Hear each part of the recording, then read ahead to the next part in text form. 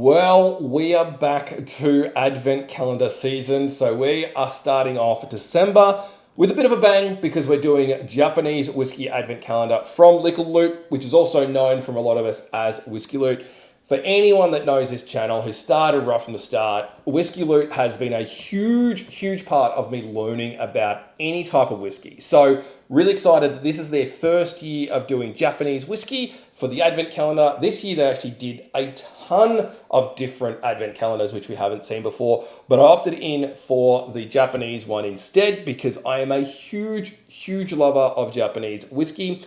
Realistically, probably the first single malt that I really fell in love with was the Yamazaki 12-year-old, and I was working in Japan, bringing them back for around $50 each trip, which is just insane. I have gone over a ton of times now for holidays, and I wish I could go back soon. That would be amazing.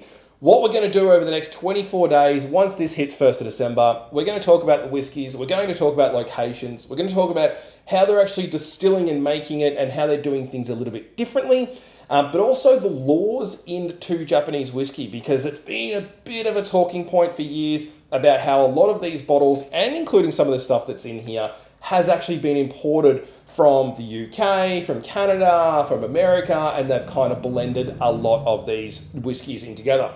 So we'll talk about the laws, how they're now changing, and how they're going to have to talk about, where the whiskey actually comes from if they're not distilling it themselves. I believe this is value. Japanese whiskey is hugely expensive now, ever since the Whiskey of the Year was a Japanese whiskey many years ago. So much so that some of the distilleries have actually stopped doing age statements because they ran out of everything. So having this pack, you get to go through 24 different kind of whiskies and really just explore it without having to buy each bottle.